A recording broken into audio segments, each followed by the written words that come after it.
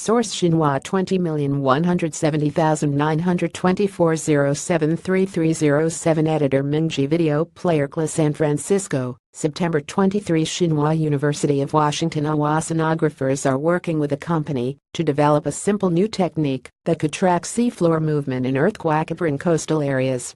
The project aims to address the fact that deep below the ocean's surface, shielded from satellite signals, the gradual movement of the seafloor, including along faults that can unleash deadly earthquakes and tsunamis, goes largely undetected.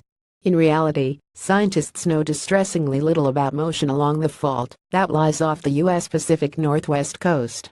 The new project calls for using water pressure sensors to measure gradual swelling of the seafloor over months to years. If successful, the innovative hack could provide new insight into motion along the Cascadia subduction zone, a convergent plate boundary that stretches from northern Vancouver Island in Canada to northern California in the United States, and similar faults off Mexico, Chile, and Japan.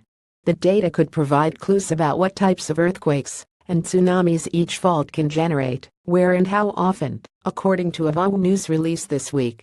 The concept began with a workshop in 2012 that brought together Jerry Parros, the founder of Parascientific Incorporated, a company based in Bellevue, Washington State, with geoscientists.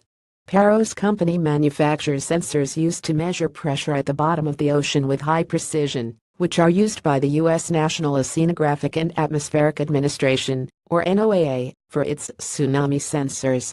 The instruments can measure seafloor pressure, or the weight of water above the sensor, to an extremely precise fraction of a millimeter.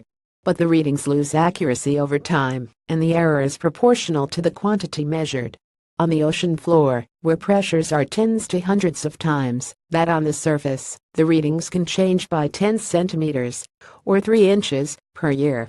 In between major earthquakes, this is much more than the seafloor might shift up or down due to tectonic forces.